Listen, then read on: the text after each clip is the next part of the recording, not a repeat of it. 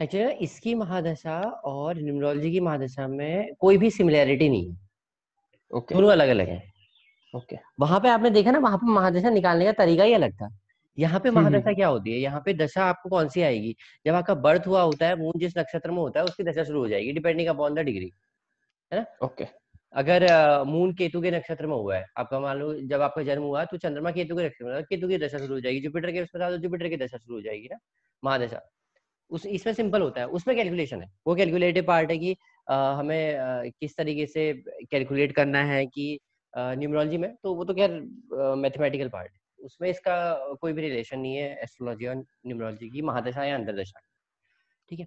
Okay. तो पिछली बार मैंने आप लोगों को विंशोत्तरी दशा के बारे में बताया था, राइट। मतलब जो 120 ईयर्स की दशा होती है, और वो प्लेनेट किस ऑर्डर में आप लोगों ने याद कर रखे हैं, वो आपको याद करने वाली चीज है, मैं फिर से लिख दे रहा हूँ। ठीक है, आज हम अंतरदशा देखेंगे।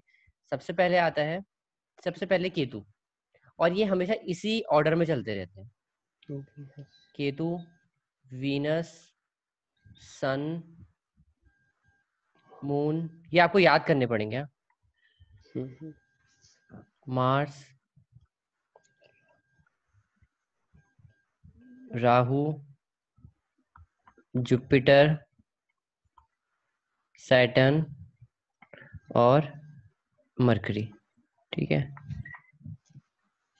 ये जो टोटल साइकिल होगी ना, ये टोटल 1 से 9 तक जो भी प्लेनेट चल रहे हैं, ये हमारे टोटल 120 ईयर को मतलब इनको, इनका जो सम करेंगे महादशा का, वो टोटल बनाएंगे 120 ईयर। तो केतु की जो महादशा होती है वो 7 साल की होती है। ठीक है, अब इसमें अंतरदशाएं भी आएंगी। आप भी जैसे पिछली बार मैंने आपको महादशा के लिए कहा था, इस बार अंतरदशा निकालना सीखेंगे कि कैसे अंतरदशा निकाली जाती है। क्या आजकल तो ऑटोमेटेड सारे सॉफ्टवेयर है, तो आपको कुछ करने की जरूरत ही नहीं है, बट ठीक है, पता होना चाहिए कि कैसे हो रहा है। ठीक है, राहु की 18 साल, जुपिटर की 16 साल, सैटर्न की 19, मरकरी की 17 साल। एक सेकंड। हेलो, हाँ जी, ओके मैडम, आप मुझे ना 1 डेढ़ घंटे में कॉल कर लेंगे, मैं बच्चे पढ़ा रहा हूँ। हाँ, 1.5 घंटे में कर लेंगे। ठीक है, तो ये इस तरीके से इसी ऑर्डर में चलता रहेगा। ठीक है, ये महादशा, इसको आपको याद करना पड़ेगा, और जो ये टोटल आएगा ये आएगा 120 ईयर्स। ठीक है, अब हम देखते हैं अंतरदशा कैसे निकालते हैं। ठीक है, अब देखो ना, किसी के, मान लो किसी का बर्थ हुआ है मान लो 2020, किसी से हम कहते हैं कि यार जुपिटर की महादशा आ गई किसी को, तो वो 16 साल चलनी है, राइट।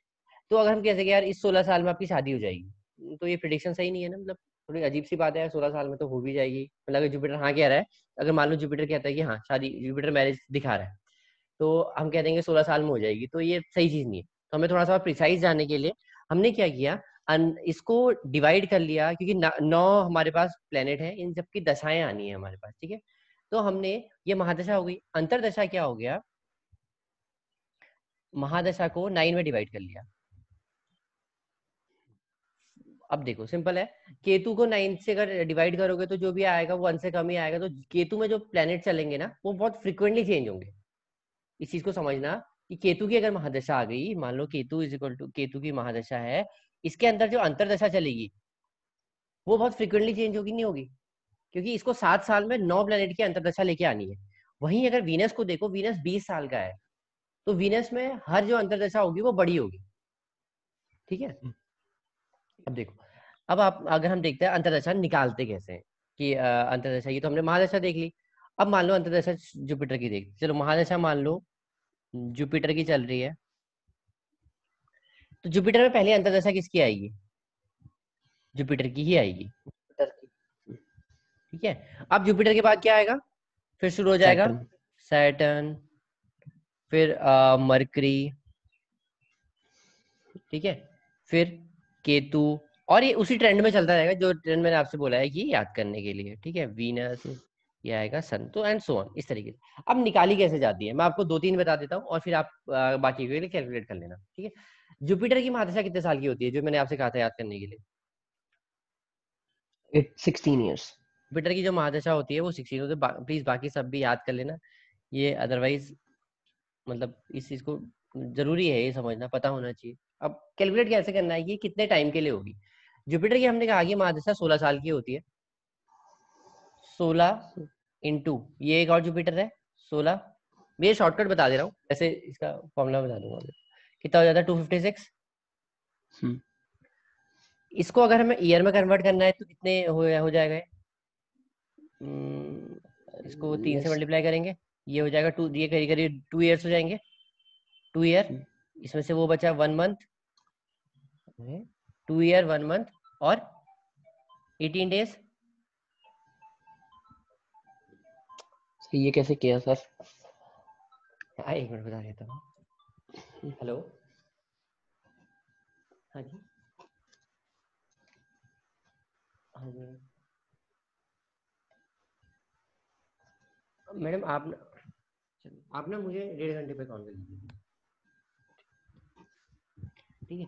तो ये आ गया आपका मैं बता देता हूँ कैसे। देखो, जुपिटर की महादशा कितने साल की होती है? 7, 16 years. 16 के अंदर 60 जुपिटर फिर से आ गया तो ये 16 हो गया, तो मल्टीप्लाई किया तो क्या आ गया 256, ठीक है। अब 256 को अगर आपको कन्वर्ट करना है ईयर मंथ और डेज में तो कैसे करोगे? अभी मैंने इससे क्या किया, यूनिट को मल्टीप्लाई करेंगे 3 के साथ, ये 25 बचा, 25 मतलब 2 ईयर्स हो गए, 1 साल 12 महीने होते ना, तो 2 साल 24 महीने हो गए, तो उसमें से 1 मंथ बचा और ये 18 डेज हो गए। नहीं आया समझ? नहीं आया तो समझ तो बताओ ना, मैं बताऊंगा फिर से, कोई दिक्कत वाली सर बात इसमें हमें इक्वल डिवीजन करनी है ना 9 प्लैनेट्स की 16 नहीं। साल में। नो, इक्वल डिवीजन नहीं करनी है, इक्वल अच्छा, नहीं, जिसकी जितनी जितनी है उतनी प्रोपोर्शन हाँ में। एग्जैक्टली उसी प्रपोर्शन में डिवीजन करनी है। ओके ओके ठीक है। राइट, तो इस तरीके से आप इसको मतलब निकालोगे। अब वैसे सैटर्न का निकालना है तो सैटर्न की महादशा कितने साल की होती है? सैटर्न की होती है सर 19 साल। जुपिटर हो गया 16, सैटर्न हो गया 19, ये सम करना है, मल्टीप्लाई करना है, कितना आएगा? 19 into 16 160 160 320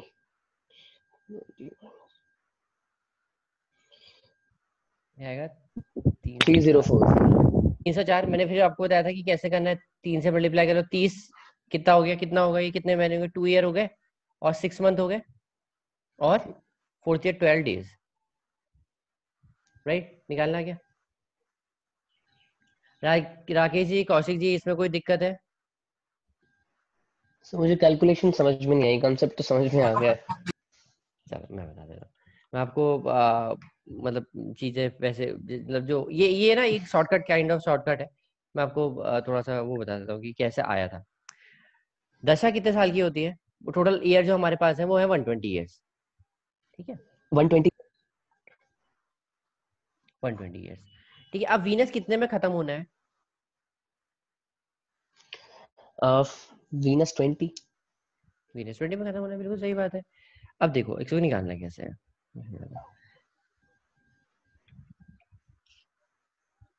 120 ईयर्स की विंशोत्तरी दशा है, जिसमें से सिर्फ 20 साल ऐसे हैं जो कि वीनस कंट्रीब्यूट कर रहा है।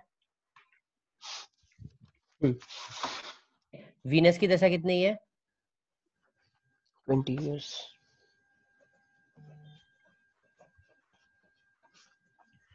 अब हम क्या, सॉरी, अब हम जुपिटर देख रहे थे ना, जुपिटर देख रहे थे, जुपिटर इसे समझ में आएगा। जुपिटर कितने साल का है? 16। तो मतलब मोटा मोटा हम ये कह सकते हैं आउट ऑफ 120 ईयर 16 साल जुपिटर है, हम ये कह रहे हैं आउट ऑफ 120 ईयर 16 साल जुपिटर है, ये कह रहे हैं ना। तो 1 ईयर कितना हो जाएगा?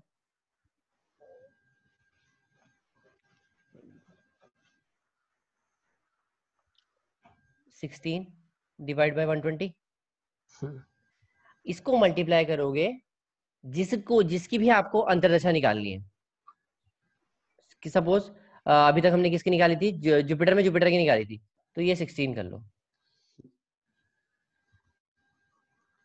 ये फॉर्मूला आप ये ऐसे याद कर लो, महादशा of planet divide by 120 into अंतरदशा, नहीं, महादशा ऑफ प्लैनेट फॉर विच अंतरदशा is to be calculated, right? समझ में आया? इसको अब आप ईयर, मंथ और डेज में कन्वर्ट कर सकते हैं।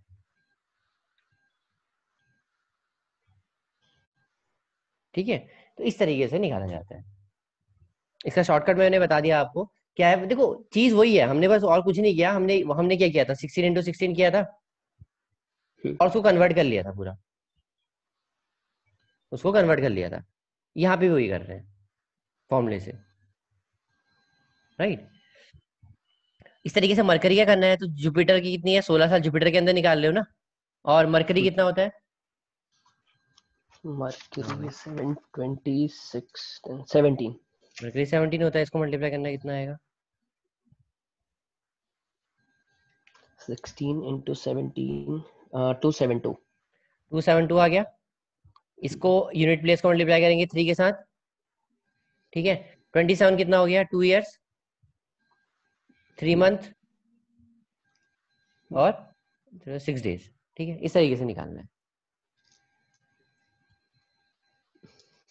आया कि नहीं आया समझ में? सर सर हाँ जी, कौशिक जी बताइए। हाँ, हम बोले कि जैसे कि सर आप 27 को जो जिस तरीके से डिवाइड कर रहे हो वो तो समझ में आ गया, ठीक है। क्योंकि 27 को आप वो 12 12 24 आता है, तो उसके बाद जो बच गया वो मार्थ में चला गया। बिल्कुल। ओके, तो ये जो बाकी रह गया 2, अब 2 को आप 6 में किस तरीके से कन्वर्ट कर रहे हैं, यही समझ में नहीं आ रहा। ये कह रही है ये 6 मंथ। नहीं, ये तो समझ में आ गया, ईयर और मंथ समझ में आ गया। अब डे को किस तरीके से कैलकुलेट? देखो ना, ये देखो मैंने कहा था ना, आपको यूनिट प्लेस जो है ना इसका, उससे हाँ। 3 से मल्टीप्लाई कर दो, डे आएगा। अच्छा अच्छा अच्छा अच्छा अच्छा अच्छा अच्छा, ओके ओके ओके, समझ गया मैंने समझ गया इसलिए समझ इसलिए ये स्लैश मार रखा है, इसको 3 से आप मल्टीप्लाई गया। करोगे हाँ तो हाँ आपका हाँ, डेज आ समझ जाएगा। गया। अच्छा अच्छा अच्छा अच्छा अच्छा, समझ गया। Okay okay, thank you. ये बहुत ही आसान है, बहुत आसान है। तो ओके ओके ये ओके। क्लियर हुआ ना? हाँ हाँ हाँ हाँ। राकेश जी कोई डाउट? या वंश जी आपको कोई डाउट? सर ठीक है। ठीक है, इसको एक बार कर लेना। इसमें देखो ये सब ना आपको मिल जाएगा, लेकिन वो वहां पे आ रहा है तो वो कैसे आ रहा है पता होना चाहिए।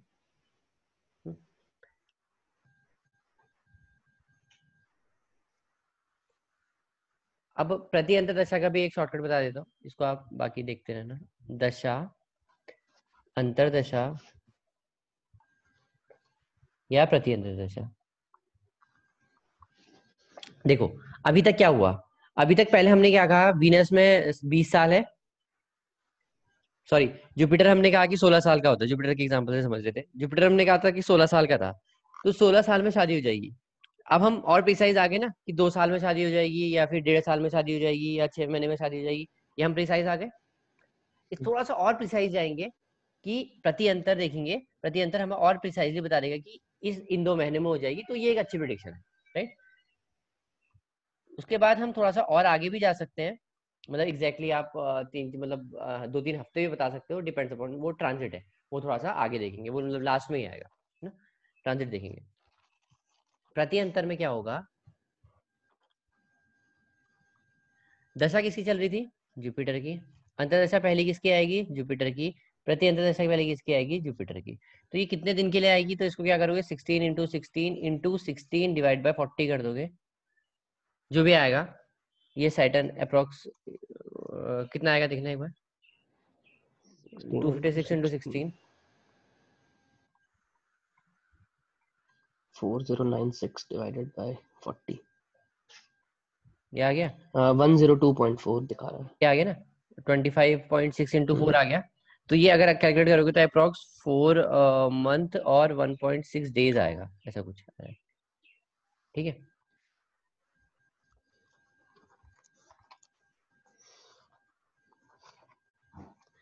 राइट, अब इसमें क्या करना है, इसके बाद क्या आएगा, सैटर्न।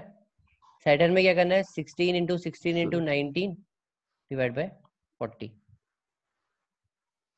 एक मिनट, ये गलत हो गया, गलत हो गया, गलत हो गया। ये कितना होगा, इसको आप ऐसे कर लो 1.6,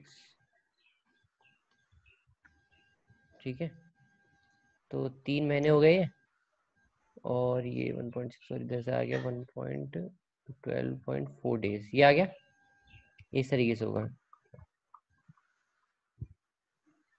ठीक है, अब इसको करो 16 इंटू 6। सर मुझे ये डेज और मंथ में लिखना हाँ कंफ्यूजन मंथ में क्रिएट ही कर आएगी रहा ना, है ये।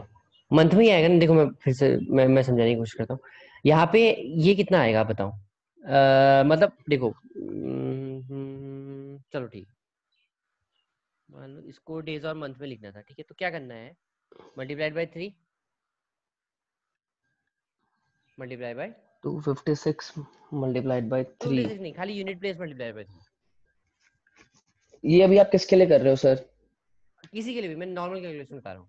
अच्छा चलिए। 25 मतलब क्या हो गया, 2 साल अप्रोक्स, 2 साल, साल और 2 1 साल महीना, 1 महीने और ये कितना हो गया, और 12 दिन। 18 डेज। हाँ सॉरी 18 दिन। सिंपल। ऐसे ही आप इन सब क्लियर कर जाओ। 19 आएगा, उसमें 40 आएगा। इसको करना एक बार देखना, ये करीब करीब 16 सर अगर मैं इसको पूरा ही सिंपलीफाई कर दूं, जैसे कि 16 इंटू 16 किया, फिर उसको 19 से भी कर दिया, अब ये आ गया 4864। कर लो, वैसे भी कर लो आप, उसमें देख लो। अगर मैं इसको सर पूरा सिंपलीफाई करता हूँ तो मेरा आंसर आता है 121.6। उसको कैसे लिख सकते हैं? उसका है कुछ लिखने का? देख लेते हैं, उसको भी देख लेते हैं। है ना? आप क्या इसको मल्टीप्लाई करके टोटल कह रहे हो ना? हाँ, इसको पूरा सिंपलीफाई करके 121.6 आपको आता मतलब है। ऐसा करना है 16 इंटू 16 इंटू 16, उसके बाद डिवाइड बाय 6। रुको एक मिनट, मैं ही करता हूँ यार, एक मिनट। देखो उसको आपको बस ना कन्वर्ट कर देना है, उसमें और कुछ नहीं है। अब वो कन्वर्ट आप कैसे करते हो वो आपके ऊपर डिपेंड करता है। चाहे तो आप उसको उधर जाके गूगल में जाके कन्वर्ट कर लो, है ना। इसका तो एक तरीका तो ओके, मैंने तो आपको जैसे बता सर दिया। आपने 250, ठीक है, जैसे आपने सर ये 256 इंटू 3 किया था, एक बार मुझे ये सेम चीज आप प्रति अंतर दशा में समझा सकते हो जो आपने जुपिटर की है? अब ये 3 बार 16 और जो 40 है, मैं उसमें 64 और 16 सेकंड देखो ना, स्टेप से कंफ्यूज हो ये गया। कितना हो गया, कितना आया, देखो इसमें आपका टोटल कितना है। चलो मैं फिर से ऐसे निकालते हैं इसको, नए सिरे से करते हैं। Jupiter into okay. Jupiter is equal to Jupiter, ठीक है। कितना होगा, 16 इंटू 16 इंटू 16, और इसका जो फॉर्मूला है वो डिवाइड बाय 40। हम्म तो कितना हुआ ये टोटल बताना हम्म है। मतलब उसका मैं पूरा सिंपलीफाई करके बता दूं ना आपको? आपने सिंप्लीफाई कहा ना, ये आया ना। 16 इंटू 16 इंटू 16 आया था तो 4096, ये और कितना उसको होगा, 40 से इसको डेज और मंथ में आप 100। कन्वर्ट करो। मतलब मैं इसलिए बोल रहा हूँ कि आपको समझ में आए। आप मुझे बताओ इसमें कितना होगा, कितना मंथ हो जाएगा ये? अगर इसको सिंपली वैसे देखोगे तो कितने महीने, 3 महीने हो गए। उसके बाद 3 मंथ। ये 4 तो 120 डेज हो जाएगा ना, 120 के आसपास हो जाएगा। अभी इसको अगर मंथ में कन्वर्ट करोगे तो कितना होगा? नहीं आ रहा मेरे को ये समझ। इसको 10, मंथ और डेज में देखो लिखने वाला मेरे एक को सेकंड थर्ड स्टेप एक कंफ्यूज सेकंड कर रहा छोड़ दो, एक मैं बताता हूँ। 120 डेज है, ये कितने महीने हो गए? है। 120 डेज हो गया, 30 इंटू 4 महीने हो गए। 4 मंथ हो गया। अगर मैं 109 हम्म डेज लिखूं तो क्या होगा? तो 3 महीने तो कंप्लीट हो गए। हाँ, 3 महीने हो गए कितने कंप्लीट। दिन बचे? 11 डेज। एग्जैक्टली ये करा हमने, और कुछ नहीं किया। वो शॉर्टकट है बस, और कुछ ओके, नहीं। तो हमने यहाँ से सर जो 3 मंथ उठाया, वो हमने 3 मंथ जो लिया वो कौन से नंबर से देख के लिया है आपने आपने ऊपर से? टोटल टोटल कितना आया फिर से बताना। 104 समथिंग आया था ना, 102.4 आएगा। 10 ठीक है, अभी 102 को 102.4। क्या लिखोगे, 3 मंथ ही तो लिखोगे। हाँ, 102 को 3 मंथ ही लिखेंगे। हो गए 90 दिन हो गए। 90 हम्म प्लस 12 कितना हो गया, 102। तो 12 दिन हो गए, ओके 12.2 ओके डेज हो ओके, गया। ठीक है सर। आगे ना क्लियर, हम्म। ना। तो इस तरीके से होगा। हो गया सर, हो गया, ठीक। तो इस तरीके से हम इसको कैलकुलेट करेंगे, ठीक है। तो बाकी वाले आप निकाल लेना है, ये बहुत बड़ा वाला काम है, इसका कोई ज्यादा रेलिवेंस है भी नहीं। फॉर्मूला मैंने आपको बता दिया है, ठीक है। ठीक है। तो अभी तक हमने जो राशि राशि सब कुछ पढ़ लिया है, ऐसे हम दशा निकालते हैं और ऐसे हम अंतरदशा निकालते हैं। अब हम आते हैं एक, देखो ये चीज हम कभी यूज नहीं करने वाले, और ना हम कभी इस चीज को किसी को कहेंगे। बट हमें पता होना चाहिए कि चीजें हैं क्या, और कोई आपके साथ बोल रहा है कि नहीं ये है, तो फिर हमें मतलब ऐसा नहीं होना चाहिए कि आप ब्लैंक हो उस चीज के लिए। सबसे पहले एक बहुत कॉमन ट्रेंड आजकल मार्केट में चलता है मंगल दोष या मांगलिक दोष, बहुत कॉमन है वर्ड। ये मांगलिक है, वो मांगलिक है। मैंने आपको लगन चार्ट समझाया था जी। मैंने आपको लगन चार्ट मैंने बताया था ना कि क्या होता है करके। एक मिनट रुकना यार, स्क्रीन चलेगी। एक मिनट, इसमें चार्ट ले आते हैं तो उससे समझ में आएगा।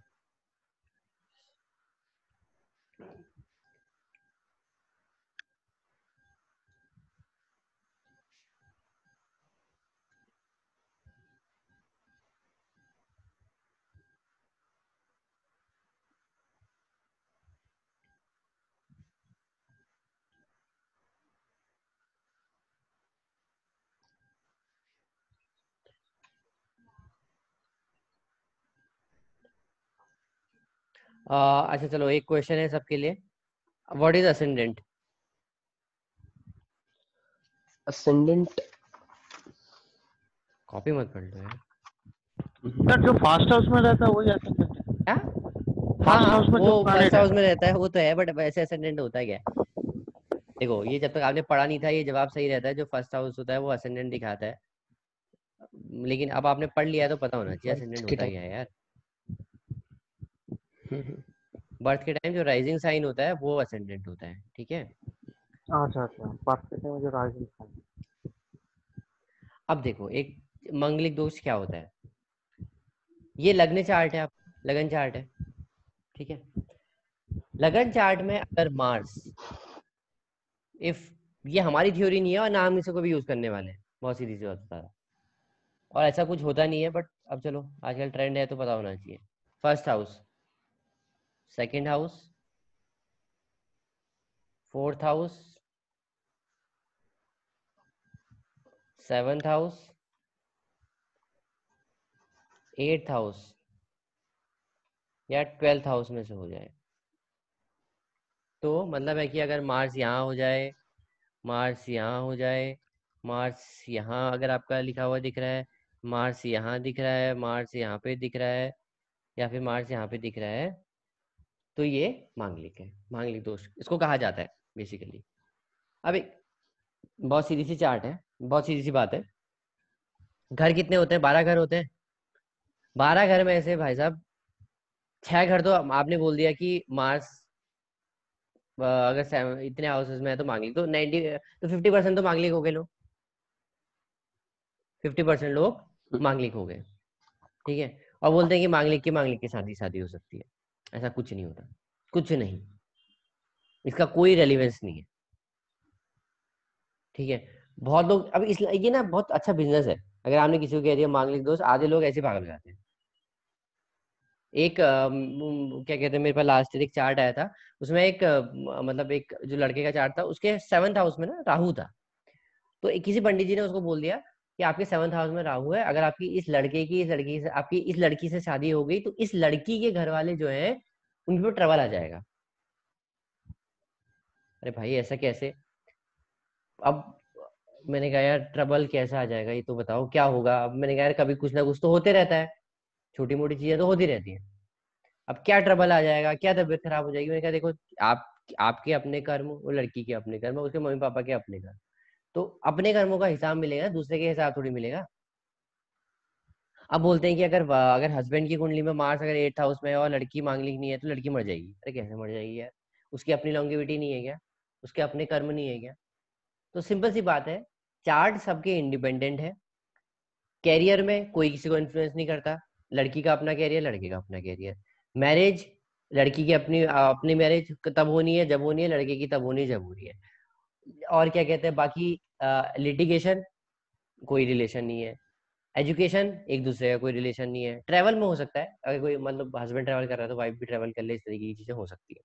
एक चाइल्ड बर्थ और मैरिड लाइफ, मैं मैरिज नहीं कह रहा, मैरिड लाइफ कह रहा हूँ, उनको छोड़ के आपस में किसी का किसी के साथ कोई रिलेशन नहीं है, दोनों इंडिपेंडेंट है, ठीक है। एक तो कंडीशन पहले ही होगी मार्स की। अब दूसरी चीज है इसमें ना, एक एक एक थ्योरी तो ये है, ये जो कहती है कि मार्स लगने से आप देखोगे, एक होता है मून चार्ट। अगर मान लो इसको मैं असेंडेंट बना देता हूँ, 7 8 9 10 11 12 1 2 3 4 5 6, ठीक है। यहाँ पे हम कुछ प्लेनेट असाइन कर देते हैं। मून चार्ट बनाना बता रहा हूँ आपको ना, ये तो असेंडेंट है, तो लग्न चार्ट है। इसमें मान लीजिए sun, moon, Mars, Jupiter, Saturn, Mercury, Venus और केतु, राहु यहाँ पे लिख देते हैं, यहाँ पे केतु आ जाएगा, ठीक है। तो इसका ना अभी हमें वो बनाना है कि लग्न चार्ट कैसे बना, इसका मतलब क्या है इसका, मून चार्ट कैसे बनाएंगे। ये लग्न चार्ट हो गया। मून चार्ट भी एक होता है जिसमें हमें ये थ्योरी दी जाती है कि ये मून चार्ट है। मून चार्ट में भी अभी देखेंगे कि कैसे इम्पैक्ट डालता है। ये लग्न चार्ट है, ठीक है।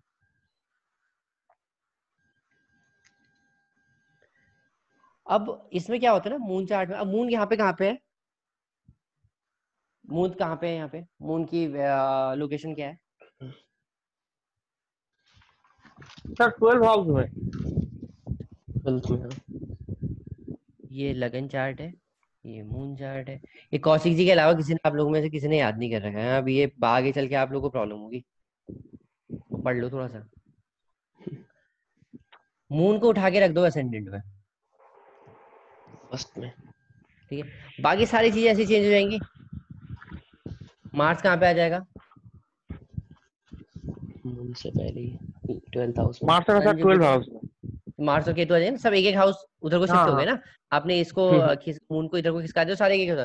तो ऐसा कहा जाता है कि मून के रिस्पेक्ट से भी अगर first second fourth seventh eight twelfth इसमें आ गए तो मांगलिक हो जाएगा। एक थ्योरी और है, वो बोलते हैं कि वीनस से आ गए तो भी मांगलिक हो जाएगा। अरे भाई तो बचा कौन, 90% लोग तो मांगलिक हो गए।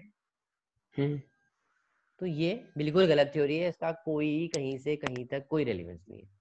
तो सर मून चार्ट बेसिकली वो वही चार्ट है कि अगर लगन चार्ट से सबकी शिफ्टिंग ++1 कर दो प्लस प्लस वन तो वो नहीं, मून चार्ट मान बन लो अगर जाएगा। मून यहाँ पे होता, सपोज करो मून यहाँ पे होता, हम्म यार मिट नहीं रहा है यहाँ पे, मैं लिख दे रहा हूँ मून यहाँ पे होता।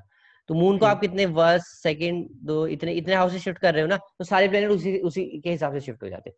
अच्छा, मून को मतलब मून को फर्स्ट हाउस में ही लाना मून है। को फर्स्ट हाउस मान लिया, मून को ठीक है, तो फर्स्ट हाउस मून मान की लिया, जितने हाउसेस की शिफ्टिंग हुई है बाकी सबकी भी बाकी उतने ही सबकी भी हाउसेस। उतनी की हो जाएगी, इस तरीके से मान लो। ठीक है ठीक है ठीक है। तो ये है। तो मैं ये मांगलिक दोष आपको सिर्फ इसलिए बता रहा हूँ क्योंकि अब देखो एक प्रिवेलिंग टर्म है, और ऐसा नहीं होना चाहिए कि कोई आए आपके पास, क्योंकि लोग जब भी आपके पास चार्ट लेके आएंगे ना बहुत रिसर्च करके आए होंगे। क्योंकि मांगलिक दोष ऐसी चीज है जो नॉर्मली हर कोई देख ही लेता है आपके चार्ट, ठीक है। तो उसके बाद आप मना करोगे उसको तो उन लोगों को समझ में नहीं आता। अब नॉर्मली देखो ये राशि चार्ट है, ये मून चार्ट है। लोग अब आजकल न्यूज़पेपर में सन मून क्योंकि एरीज क्या कहते हैं लिब्रा ये सब राशिफल दे देते हैं। भाई क्या रेलिवेंस है उसकी, एक राशि के कितने करोड़ों लोग होते हैं, तो सभी के साथ एक जैसा तो हो नहीं सकता ना। बट लोगों को वो पसंद है, तो मना किसी को कुछ नहीं कर सकते आप कि ऐसा नहीं होता है, क्योंकि समझेगा नहीं कोई इस चीज को, कोई नहीं समझने वाला। बट आप एक खुद ही एक छोटी सी चीज सोचो ना यार, कि न्यूज़पेपर में जो राशि भविष्य आता है, या ये स्टार्टिंग में पंडित लोग आके मंथ में इस साल की शुरुआत में बता नहीं देते हैं कि ये साल ऐसा जाने वाला है। भाई सबका साल ऐसे ही जाएगा क्या, एरीज का है, एरीज का सबका साल ऐसे ही जाएगा, पॉसिबल है। तो आपको धन लाभ होगा, अरे भाई सबको धन लाभ हो जाएगा, किसी को लॉस नहीं होगा। उसका चार्ट खराब चल रहा है, बेचारे को नौकरी से निकाल दिया, वहां पंडित जी कह रहे हैं कि ये धन लाभ होगा। हुआ क्या, मैंने इस चीज को मैंने वैसे नॉर्मली ट्रायल किया, ठीक है। मैं इस चीज में ज्यादा काम मतलब ज्यादा ये चीजें करता नहीं, बट मैंने सिंपल सी एक चीज करी। मैंने कहा देखते हैं काम करता है नहीं करता है। मैंने इनिशियली मेरे पास मतलब जब मैंने चैनल नया नया खोला था मेरे पास सब्सक्राइबर नहीं थे बिल्कुल भी। मेरे पास थे 500 सब्सक्राइबर अप्रॉक्स, ठीक है, इसे हटा दीजिए। तो मैंने क्या किया, जब ये साल का स्टार्टिंग हुई ना 2020 की, मैंने एक सबके बारे में कुछ ना कुछ बता दिया। ये राशि ऐसी, वो राशि ऐसी।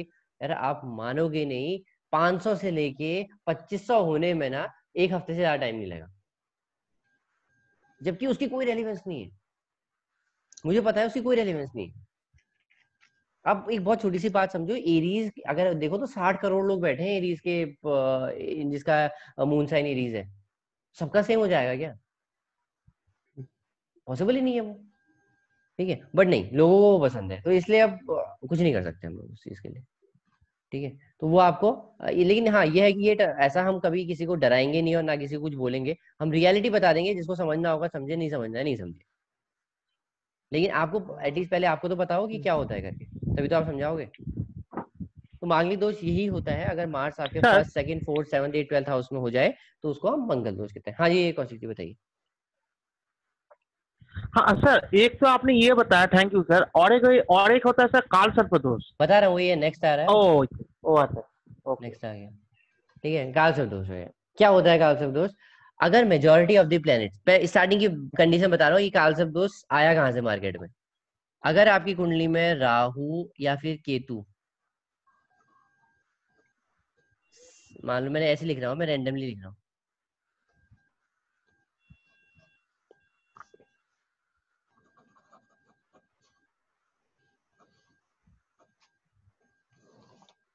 कुछ कोई बचा, ठीक है। अब ये प्लैनेट्स अगर ये राहु केतु की एक्सेस है, अगर ये किसी एक साइड आ जाए, या तो इस साइड आ जाए या इस साइड आ जाए, तो इसको कालसर्प दोष कहा जाता है। ये कालसर्प दोष कहा जाता है। अब सारे सारे प्लैनेट्स सब एक तरफ हैं अगर। एक ही तरफ हो जाए राहु केतु के एक्सेस की इधर को, ये फर्स्ट काइंड ऑफ कालसर्प दोष है। ओके, ठीक है, अब इसमें कहा जाता है कि यार आपके काम बनते नहीं है। अरे भाई, किसके काम बने आज तक फर्स्ट टाइम में? आपका काम होते होते रह जाता है, सबके होते हैं सर, वो दुनिया में तो ऐसा है नहीं कि हर हमेशा डिफिकल्ट टाइम आता है सभी का, और कभी अच्छा टाइम भी आता है, उस टाइम पे ही शॉर्ट में काम हो जाता है। ठीक है, तो ऐसा सेकंड चीज है, ये भी कोई दोष नहीं होता। ये मैं इसलिए बता रहा हूँ, फिर से वही बात आई कि मार्केट में बहुत चलता है, जो आपके पास बंदा आया होगा ना, वो ढूंढ के आया होगा कि मेरे इसमें काम सब दोष है। सचिन तेंदुलकर की डेट ऑफ बर्थ देखी ना, उसके उसमें कालसर्प दोष है। अब कालसर्प दोष किसके लिए, किसको किसको ये दोष बोलना है और किसको योग बोलना है? अगर भाई कोई गाड़ी से निकल रहा है, मर्सिडीज से निकल रहा है, उसको बोलना है तेरे उसमें कालसर्प योग है, और जिसको जो बेचारा पैदल आ रहा है उसको बोलना है कालसर्प दोष। इसकी और कोई रेलिवेंस नहीं है। पहले एक था, एक टाइप का था, उसके बाद क्या हुआ, ऐसे आ गया। पहला ये पहला काइंड ऑफ कालसर्प दोष, उसके बाद 12 और आ गए। 12 कैसे? अगर राहु यहाँ पे है और केतु यहाँ पे है, ये हो गया कालसर्प दोष, एक टाइप, सेकंड टाइप का। फिर ऐसे टोटल करके 12 हो गए। अब 12 होते होते फिर आप पूरी किताब छाप दी इन्होंने कालसर्प दोष की। मैं एग्जांपल बताता हूँ। सपोज करो आज की डेट में ये किसी का चार्ट है, तो ये वो कालसर्प दोष हो गया। आज की डेट में अगर मैं इसको शिफ्ट करता रहूं ना, तो ये मून यहाँ से कब निकलेगा, कालसर्प दोष कब खत्म होगा? जब कोई भी प्लेनेट निकल के आ जाए इसके उससे बाहर, तभी तो कालसर्प दोष खत्म होगा ना। मेरे को मून को यहाँ रखने में कितना टाइम लगेगा?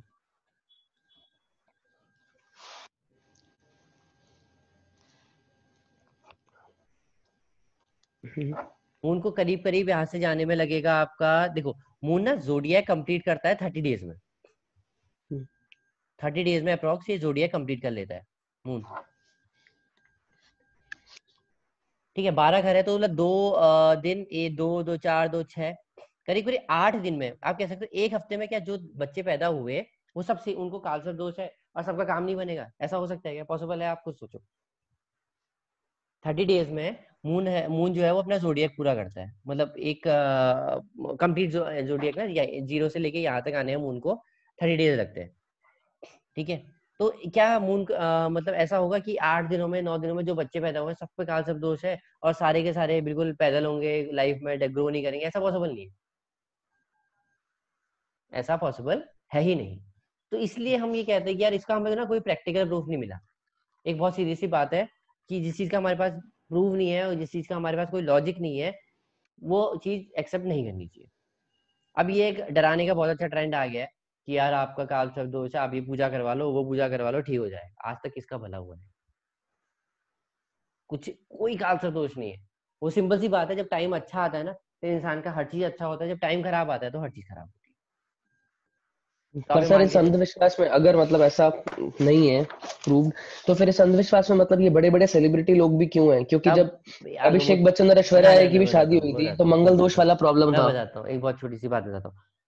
आपने जो आप बात बोल रहे हो बिल्कुल सही है, राशि भविष्य सभी पढ़ते हैं, हम्म। उसकी रेलिवेंस है। नहीं। 60 करोड़ लोगों में अब भाई साहब की सबको यार आज सबकी तबीयत खराब हो गई है, या सबको खांसी आएगी, या सबकी शादी हो जाएगी? नहीं पॉसिबल है ना। तो वो सेम चीज है, मैं आपको बता रहा 8 दिन जो बच्चे पैदा हुए होंगे वो सब सेम होंगे क्या? उन सबके अंदर खालसा दोष होगा, सब बर्बाद होंगे। जबकि ऐसा होता है कि अभी 12:10 में एक पैदा हुआ है, तो 12:20 में दूसरा बच्चा, ट्विंस जो पैदा होते हैं ना 5-10 मिनट के गैप में, उनकी लाइफ में भी डिफरेंस आता है, उनकी लाइफ तो एक जैसी नहीं चलती। वो तो सर ऐसा कहा जाता है ना कि वो 16वें भाग में जाके पता चलता है कि दोनों अलग हैं। कोई ऐसा ही है पता ना नहीं चलता कुछ? है, कुछ भी नहीं पता चलता। दोनों का चार्ट अलग ओके। होगा। जो 12 बजे पैदा हुआ होगा उसका चार्ट अलग होगा, जो 12:10 में पैदा हुआ है वो चार्ट अलग है। ओके। ठीक है। अब 30 दिन, अब मान लो 8 दिन तक जो बच्चे पैदा हो रहे हैं तो सब में क्या सब दोष? ऐसा पॉसिबल है?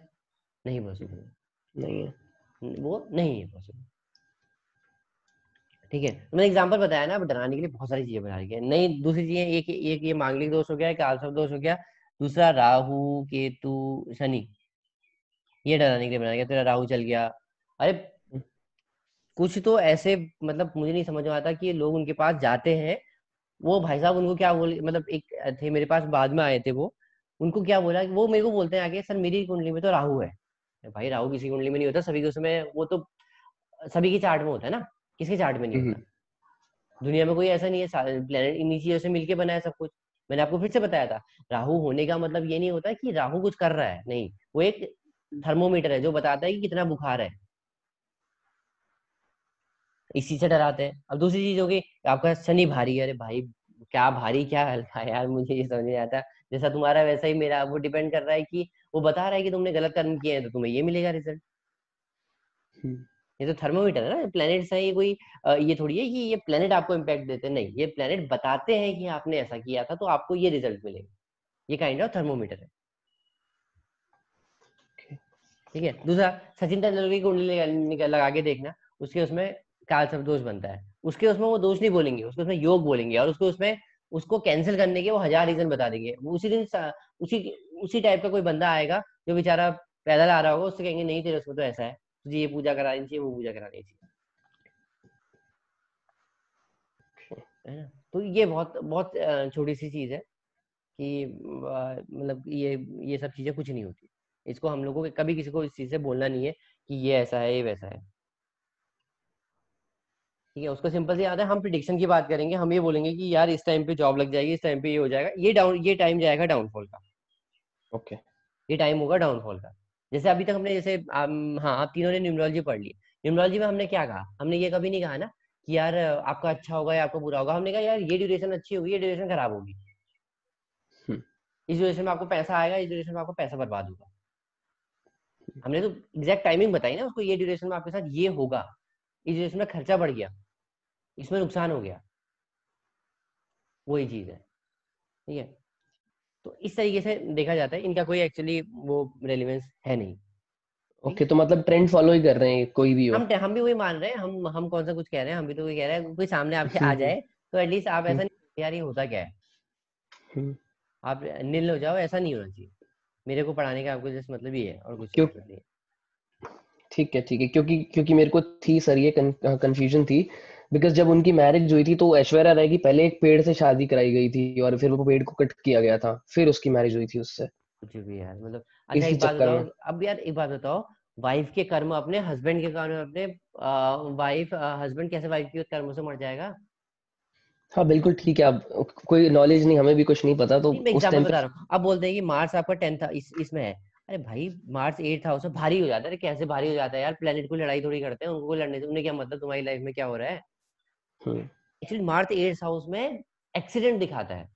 वाई एक्सीडेंट दिखाता है उसका भी रीजन, मतलब आगे जब हम पढ़ेंगे ना तो वो बताऊंगा कि एक्सीडेंट दिखाता है क्यों है। जरूरी नहीं है कि सबके 8th हाउस में जिसका मार्स है उसको एक्सीडेंट ही होगा, नहीं, वो अकल्ट में भी जा सकता है। ओके। ठीक है, तो उसकी कोई भी रेलिवेंस नहीं है, कोई भी नहीं। ठीक है, तो इस तरीके से हमने इसको देखा। अभी तक या पुराना हमने जो पढ़ा है उसमें कोई डाउट? ठीक है सर। कौशिक जी, राकेश जी, कोई डाउट है? सर जी, हाँ जी सर, बताइए। हाँ हम बोल रहे हैं, आप जैसे कि ये बताया ना कि मून जैसे कि 30 डेज में पूरा जोडियक कंप्लीट करता है, तो आप काइंडली अगर वो मतलब अदर्स प्लैनेट कितने में वो थोड़ा बताएंगे आप? बता दूंगा, हाँ वो ओ बताऊंगा ना। अच्छा, वो हम ठीक है देखेंगे ठीक। कि इतने टाइम में वो एस्ट्रोनॉमी का पार्ट है, वो अच्छा अच्छा बताऊंगा अच्छा। आपको। वो आने दो टाइम, ओके ओके उसको ओके बताऊंगा ओके कि कौन सा प्लेनेट कितने टाइम में कैसे, जैसे मतलब वैसे एग्जांपल देखो तो शनि एक जोडिएक में 2.5 साल रहता है अच्छा ना। तो वो बताऊंगा मैं आपको, वो एस्ट्रोनॉमिकली समझाऊंगा कि ऐसा क्यों होता है। अच्छा अच्छा। अच्छा सर, एक एक क्वेश्चन है सर, कि जैसे कि मतलब पाराशरीफ में जैसे कि प्लैनेट का डिग्री होता है, डिग्री बेस उसका पावर मेंशन किया जाता है, यहाँ पर भी क्या ये सब हम ऐसा यूज होता करेंगे है? ना, डिग्री वो यूज कर ही नहीं रहे। वो बोल रहे हैं कि 0 से 5 डिग्री में है तो बाल अवस्था में है। कैसे हो जाएगा बाल हाँ अवस्था हाँ। में? 0 से 5 डिग्री का मतलब है कि वो इस नक्षत्र में प्लेस्ड है। 0 से 5 डिग्री क्या होती है? किसी प्लेनेट की 5 डिग्री है, प्लेनेट 5 डिग्री में है, तो वो कहाँ पे है? मैंने आपको बताया था कि एरीज किससे शुरू होता है। सपोज करो पहला केतु है। केतु किससे शुरू होता है? यही तो सर, जीरो से स्टार्ट होता है। हाँ, एरी 0 से 30 तक स्टार्ट होता है। उसके अंदर हाँ कौन से नक्षत्र, उसमें अगर उसका जन्म जीरो से, उसका अगर कोई प्लेनेट 0 से 13 डिग्री 20 मिनट से बैठा है, इसका मतलब है कि उसका केतु नक्षत्र है। हाँ तो उसको वो प्लेनेट किस किस का इम्पैक्ट देगा? उसको पहले तो वो एरीज में है, ये मैटर करता है। दूसरा, वो किस नक्षत्र में है। उस प्लेनेट वो किस, मान लो आप किसके घर में बैठे हो। पहले तो जोडियक क्या होता है, मैंने आपको बताया था ना जोडियक क्या होता है। जो बेल्ट होती है हमारी और उसमें एक कॉन्स्टलेशन हाँ दिखता सर। है, वो एरीज वाला। उसके अंदर नक्षत्र होते हैं। उसके भी सब डिवीजन है, क्योंकि मैंने आपको बता दिया कि 0 से 13 हर जो आपका नक्षत्र होता है 13 डिग्री 20 मिनट का होता है। तो डिग्री ऐसे यूज होता है, डिग्री कभी भी प्लेनेट की पावर देखने के लिए यूज नहीं होती है। अच्छा एक बात बताओ, फॉर एग्जाम्पल केतु अगर यहाँ बैठा है, चलो सबको मिटा देते हैं अभी।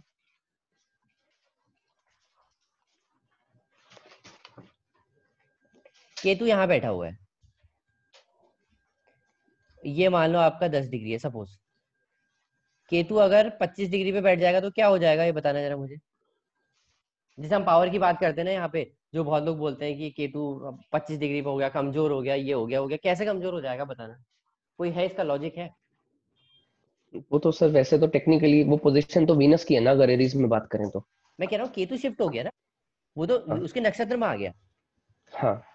वो उसके नक्षत्र में आ गया, वो तो कहाँ बैठा है उसकी बात नहीं कर रहे हम, कह रहे हैं कोई प्लेनेट है। प्लेनेट की डिग्री है 25 डिग्री। मतलब है कि प्लेनेट कहाँ बैठा होगा? केतु है 25 डिग्री, इसका मतलब सीधा सा मतलब ये है कि केतु है वीनस के नक्षत्र में। ये हो गया प्लेनेट, और ये हो गया आपका नक्षत्र। और नक्षत्र किसके है? वीनस के नक्षत्र में। बस इसका इतना समझ। अच्छा केतु अगर यहाँ पे हो गया और यहाँ पे हो गया, इसकी पावर में क्या अंतर आने वाला है? इसका मुझे आज तक कभी आंसर नहीं मिला है। मैं सही बता रहा हूँ कि आज केतु जो आपका, मान लो ये हमने क्या कहा कि केतु और ये जो प्लैनेट्स होते हैं ये आपके थर्मोमीटर होते हैं। ये तो बता रहा है ना कि यार 25 डिग्री में हूं तो मैं यहाँ वीनस के घर पे बैठा हूँ। ये तो यही बता रहा है। मैं और प्रिसाइजली जाऊँ तो मैं कहूंगा कि मैं एरीज में हूँ और मैं इसके नक्षत्र में बैठा हूँ, मैं इसके घर में बैठा हूँ। उससे क्या हो जाएगा? उससे उसकी पावर तो कम नहीं होने वाली, पावर तो जो है वो ही रहेगी। प्लेनेट की ऐसी कोई पावर नहीं होती कि 0 से 5 डिग्री है तो वो बाल्य अवस्था, ये हमारी कोई अवस्था नहीं होती। मैं बता दूं, आप बहुत जगह ये पढ़ोगे कि 0 से 5 डिग्री हो गई तो बाल्य अवस्था, ये हो गई तो युवा अवस्था, और ये हो गई तो पता नहीं क्या अवस्था, और ये हो गई तो वृद्धावस्था। नहीं, कोई रेलिवेंस नहीं है उसका। सोच के देखो ना, क्या कोई रेलिवेंस है? डिग्री वो लोग यूज नहीं करते हैं, डिग्री हम यूज कर रहे हैं। हम कह रहे हैं कि हाँ ये केतु प्लेनेट है, ये वीनस के नक्षत्र में है। या अगर केतु सपोज करो यहाँ बैठा हुआ है, केतु यहाँ बैठा हुआ है 8 डिग्री पे, तो मतलब क्या हुआ कि केतु 8 डिग्री पे बैठा हुआ है और वो सूर्य के नक्षत्र में है। राइट, यहाँ पे साइन कौन सा है? एरीज। यहाँ पे कौन सा है? टॉरस। अगर मान लो यहाँ पे टॉरस है तो क्या होगा? यहाँ पे अगर टॉरस साइन है और हमने कहा कि 8 डिग्री पे बैठा हुआ है, मतलब फिर से वही चीज आ गई कि केतु सूर्य के नक्षत्र में बैठा हुआ है। राइट, डिग्री ऐसे यूज की जाती है। डिग्री का कभी भी ये मतलब नहीं होता कि आप ऐसा कुछ कर रहे हो कि मतलब उससे कुछ ऐसा हो जाएगा कि उसकी पावर में इफेक्ट आ जाएगा। नहीं, उसकी कोई भी पावर में इफेक्ट नहीं आने वाला। ठीक है कौशिक जी, समझ में आया? डाउट है तो ओके बोलो। जी। ओके जी ओके। सर बाकी इसको हम फर्दर डिस्कस करेंगे कि मतलब ये जो नक्षत्र की जो एक हाउस में जो डिवीजन है इनकी, हम्म इनका रिलेशन क्या है, मतलब जो इनकी डिविजन्स हो रही हैं? कि मतलब अगर मान लो केतु वीनस के नक्षत्र में बैठा है तो क्या होगा ना, हाँ, मतलब सब कि पूछ इनका रहे हो। यूज क्या है? हाँ हाँ केतु, अरे यूज तो करेंगे ना अभी आगे चल के, तभी तो मैं बेसिक बता रहा हूँ ताकि आपके मन पहले दिमाग में बेसिक तो बैठे, पहले ठीक पता है, तो होना ठीक है। चाहिए केतु वीनस के नक्षत्र में बैठा हुआ है। और वो क्या रिजल्ट देगा, रिजल्ट की बात कर रहे हो ना, केतु वीनस के नक्षत्र में बैठ गया तो क्या होगा, केतु शनि के नक्षत्र में बैठ गया तो क्या होगा। हाँ जी, हाँ जी, रिजल्ट की बात बिल्कुल। बाद में करेंगे, अभी हम रिजल्ट की बात ही नहीं कर रहे हैं, अभी तो हम बहुत बेसिक ओके। चीजें देख रहे हैं ना, अभी हम बेसिक चीजें। राकेश जी आपको कोई डाउट है? एक मिनट, चलो, अच्छा वो है ही नहीं, आए नहीं क्या, चलो ठीक है। अब आप आते हैं नेक्स्ट कि आ, एक चीज होती है ना, तिथि सुना होगा आपने, आपने तिथि सुना होगा, तिथि क्या होती है करके, है ना। तब देख लेते हैं, देखो तिथि बनती है सन और मून से, तिथि बनती है सन और मून से। अच्छा एक बात बताओ, अगर नॉर्मल क्वेश्चन है, मतलब आपको पता होगा जहां तक है कि अगर सन और मून होता है तो सन और मून साथ होंगे तो क्या होगा, सन और मून साथ होंगे तो क्या होगा भाई, अमावस्या के दिन क्या होता है, ठीक है, उस दिन नो मून होता है। क्यों,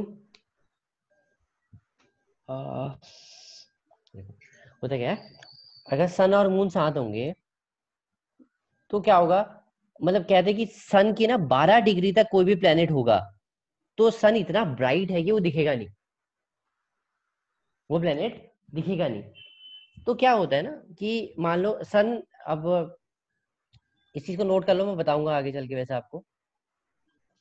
सन जो है वो एरीज में आता है अप्रोक्सीमेटली 14 ये अप्रैल को, ठीक है।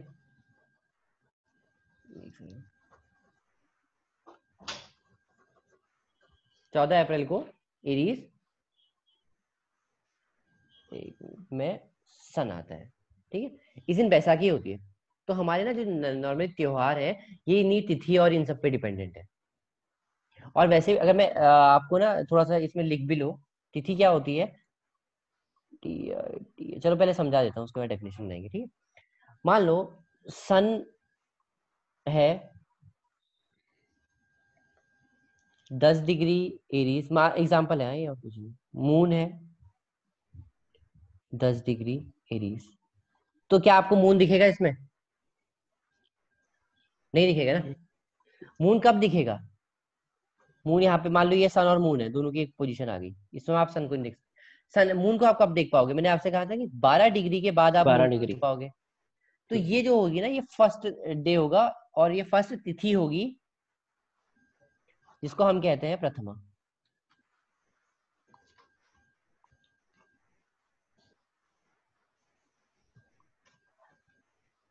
इसको हम कहते हैं प्रथमा। जो इसके बाद 12 डिग्री से 24 डिग्री तक होगी उसको हम कहते हैं द्वितीया, जो 24 से 36 डिग्री तक होगी उसको कहते हैं तृतीया, ठीक है। अब ये कहाँ तक जाएगा, ये 180 डिग्री तक जाएगा, ठीक है। और उस दिन होगी पूर्णमासी, क्यों उस दिन पूर्णमासी क्यों होगी, अगर थोड़ा सा एक बार सोच के देखो, नहीं आएगा मैं बताऊंगा। क्योंकि 180 डिग्री पूरी डिग्री कंप्लीट हो गई, फुल मून हो गया। नहीं, ऐसा ऐसा फुल मून कैसे होगा, देखो हमने कहा सपोज करो ये एरीज है, ठीक है। यहाँ पे सन और मून साथ में है तो मून आपको दिख नहीं रहा, यहाँ से 180 डिग्री क्या होगा, सेवंथ हाउस, सेवंथ होगा ना। तो मून कहाँ आ जाएगा ट्रेवल करके, यहाँ से जाएगा, यहाँ जाएगा, यहाँ जाएगा और यहाँ आएगा। हम्म, तो ये ड्यूरेशन है जब मून सबसे ज्यादा लाइट एब्जॉर्ब करेगा सन की, तो ये होती है पूर्णमासी, ठीक है। एक चीज और लिख लेना, जब मून ऐसे ट्रेवल कर रहा है तो क्या हो रहा है, सन से दूर जा रहा है, राइट, तो हम कहते हैं शुक्ल पक्ष, तो कहते हैं शुक्ल पक्ष, when moon is going away from the sun, that is called as शुक्ल पक्ष, ठीक है। और जब ये डिक्रीज होता है, मतलब है कि ये इस तरीके से आता है सेवंथ के बाद, तो इसको कहते हैं हम कृष्ण पक्ष, राइट। इसके बाद ये पास आने लग गया ना इसके, ये तो मिड पॉइंट है, इस समय से दूर जा रहा है, अब इसके पास आने लग गया है, ठीक है। इसको हम कहते हैं शुक्ल पक्ष और इसको कहते हैं हम कृष्ण पक्ष।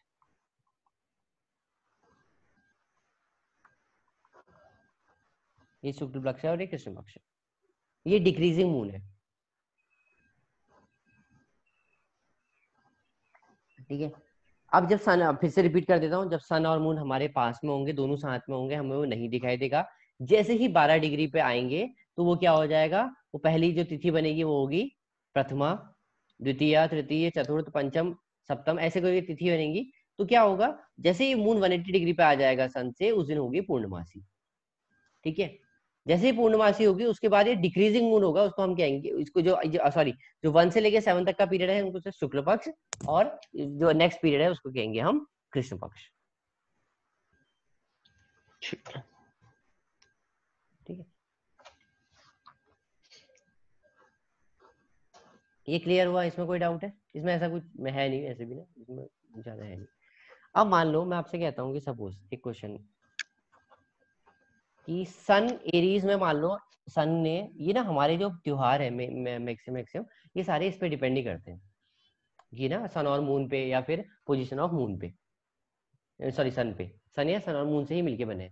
अब दिवाली किस दिन होती है? दिवाली का किस दिन होती है? सन एंटर्स एरीज को कब एंटर करता है? 14 अप्रैल को,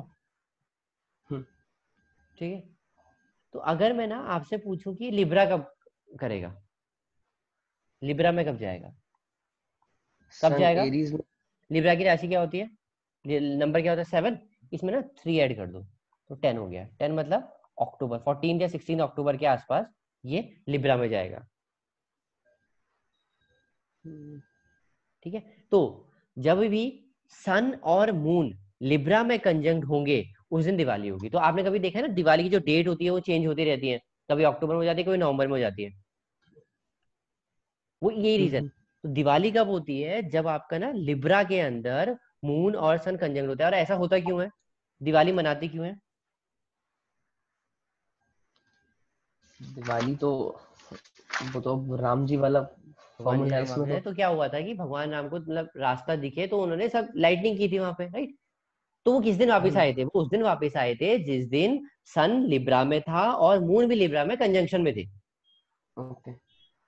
मून लिब्रा में थे, तो उस दिन दिवाली मनाई जाती है। तो अब क्या होता है, जिस भी साल में तो चेंज होता रहेगा ना, जैसे ईयर चेंज होता है तो डिग्री डिग्री मून की चेंज होगी, सन की, कि सन बहुत, मून बहुत फास्ट घूमता है, ठीक है। तो अब ये देखेंगे कि सन और मून, सन जब लिब्रा में आ रहा है उसके बाद मून भी आना चाहिए, सन और मून लिब्रा में होने चाहिए और अमावस्या बननी चाहिए, तो कंजंक्शन होना चाहिए इन दोनों का, तो फिर उस दिन दिवाली होगी, राइट। ठीक है। एक चीज और है अभी इसमें, अब हम कभी कभी ना, आपने कुछ वर्ड सुनोगे आप, हम तो यूज नहीं करेंगे बट आप सुनोगे, केंद्र बुक्स में, त्रिकोण और त्रिग। केंद्र कौन से हैं? 1, 4, 7 और 10, ठीक है। 1, 4, 7 और 10 केंद्र को अगर आप किसी भी ना फॉरेन की बुक में पढ़ोगे क्वाड्रेंट कहते हैं। त्रिकोण क्या होता है?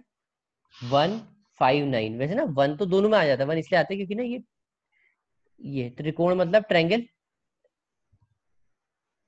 ये ना ऐसे बना देता है, तो 1 को भी इंक्लूड कर लेते हैं, 1, 5, 9, ठीक है। ये हो गया केंद्र और ये हो गया त्रिकोण।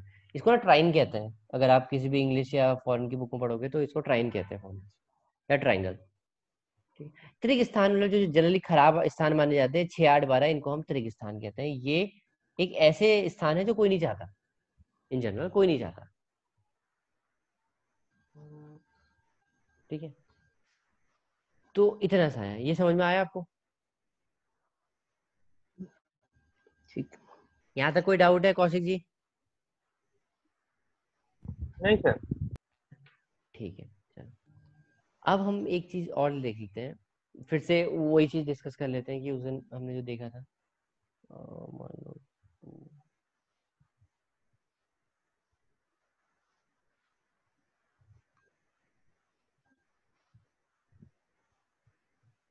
ठीक है, प्लेनेट, आपको राशि और ये सब याद होना चाहिए अभी।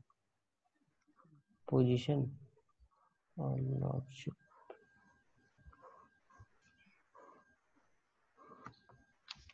इसको दूसरे से लिख देते हैं।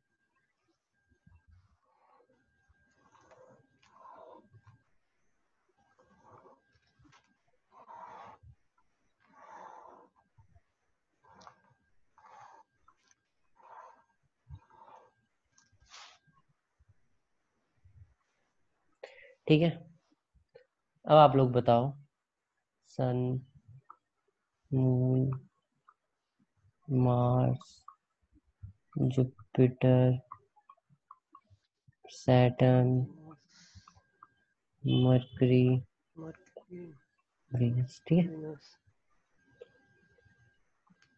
राहु, तो बताओ, अब ये आपको बताना है, एक एक करके बताना है, मतलब पहले एक आप बता दो, एक कौशिक जी बता देंगे। ओके, तो सन से स्टार्ट करते हैं। सन की पोजीशन क्या है? सन की इसमें पोजीशन है 11th हाउस में। ठीक है, सन की पोजीशन, हाँ 11th हाउस में ही है। 4 6 7 8, हाँ। और लॉर्डशिप, एक second sir.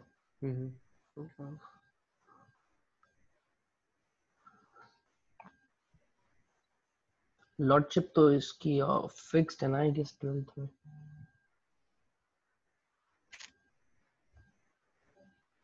One two three four five six seven,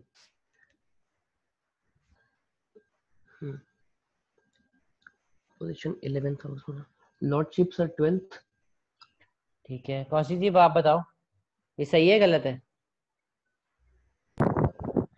sir जी, ये सन तो बैठा तो है 10th हाउस में। आपने सही, हाँ कौशिक जी ने कहा 10th हाउस, ठीक है। 10th हाउस में, और इनका जो राशि है वो तो है 5th हाउस में, 1 2 3 4th हाउस में। 4th हाउस में, बिल्कुल सही है कौशिक जी, मैंने आपसे पहले कहा था, उनके अलावा कोई पढ़ के नहीं आया है। कहाँ बैठा हुआ है? 10th हाउस में ना वंशी है, 10th हाउस है ना? 1 2 3 4 5 6 राशि 7 लिखी हुई है, 10। ये असेंडेंट है। ओके ओके, वो मैंने 11 नंबर पढ़ लिया, ठीक है। और आपने लॉर्डशिप इसकी 12 कैसे बता दी? ठीक है, 11th और 1 2 3 4th, ठीक है 4th। कौशिक जी नेक्स्ट में मून बताइए आप। मून आ रहा है आपका, तो याद कर लो, ये बहुत इंपॉर्टेंट है, आगे चल के ना इसका बहुत मेजर यूज होने वाला है। भले ही आप कुछ चीज अभी तक समझो ना समझो, वो तो आपकी मून, नॉलेज के लिए है, लेकिन ये चीज बहुत इंपॉर्टेंट है। हाँ बताइएगा सीधी। सर मून बैठा तो है सर 1st हाउस में, और उनका राशि तो है कर्क है। कर्क मतलब 4 नंबर, 4 नंबर आया। First two first second third, third house में कर्क है। बिल्कुल सही बात, ठीक है। अब बताइए वंश जी, आप बताओ मार्स। मार्स के लिए, मार्स बैठा है first second third fourth fifth six 7th house में, और 7th लिखो। 7th, ठीक है, वो लॉर्डशिप, और लॉर्डशिप है मार्स के लिए कौन सा,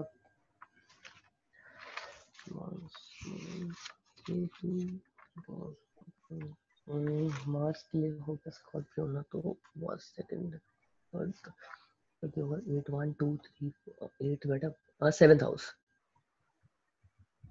क्या लिखूं, फर्स्ट क्या सेकंड थर्ड लॉर्डशिप फोर्थ में? Fifth, first second third fourth fifth six 7th 8th, तो 9 लिखो सर। लॉर्डशिप में या फिर पोजीशन में? लॉर्डशिप में। ठीक है, कौशिक जी।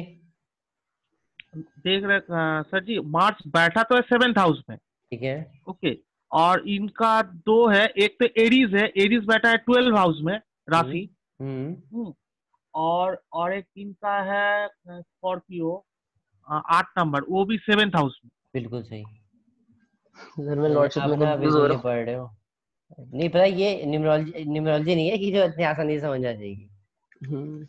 ये न्यूमरोलॉजी नहीं है कि बिल्कुल बैठ जाएगा कि यार ये, उसमें कैलकुलेटिव पार्ट ज्यादा, मतलब कैलकुलेशन थोड़ी अच्छी है, लेकिन इसमें समझना भी पड़ेगा, समझ के साथ कैलकुलेशन।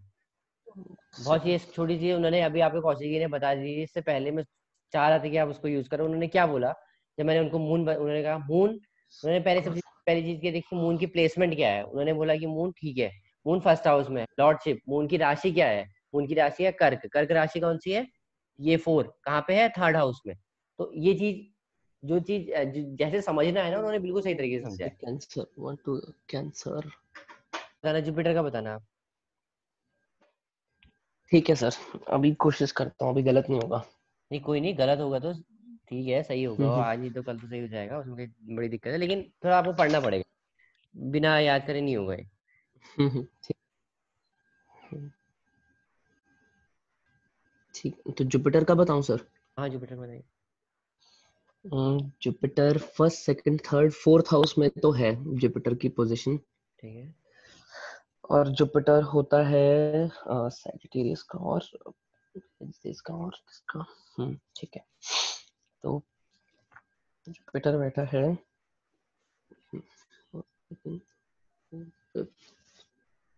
6 7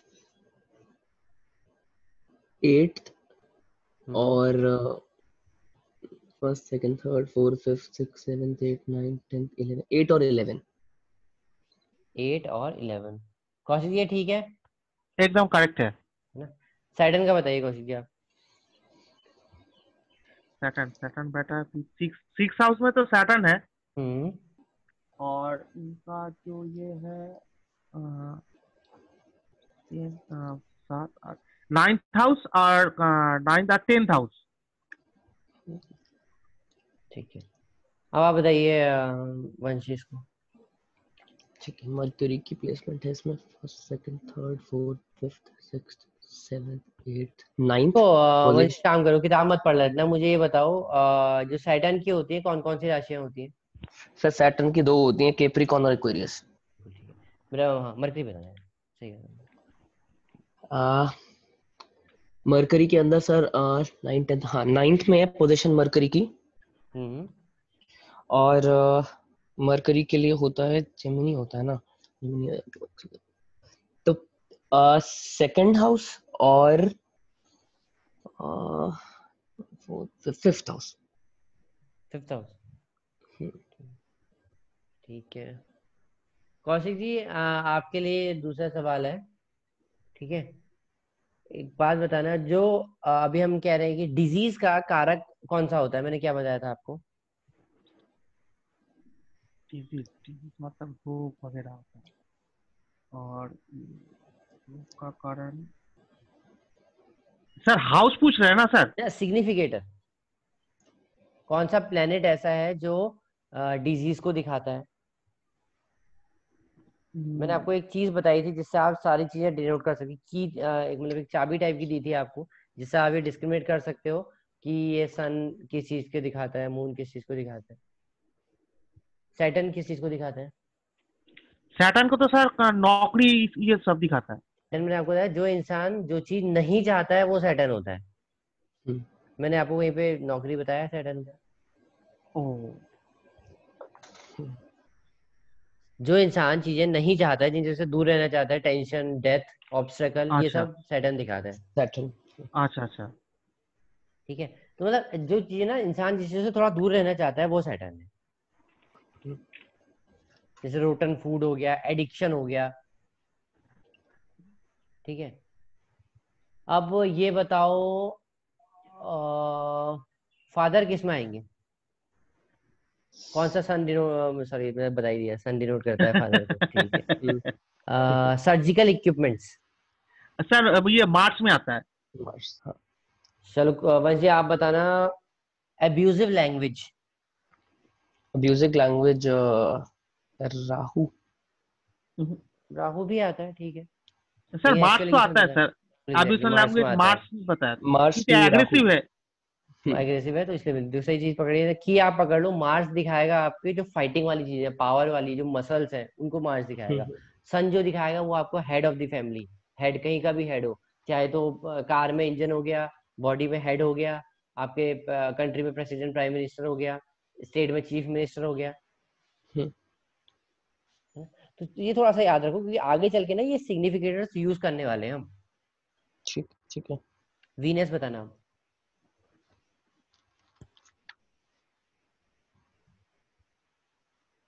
वीनस किससे बताना सर? वीनस बता, आप बता दो, फिर बता दो। वीनस की इसमें प्लेसमेंट है फर्स्ट 12th हाउस में पोजीशन है। सही है।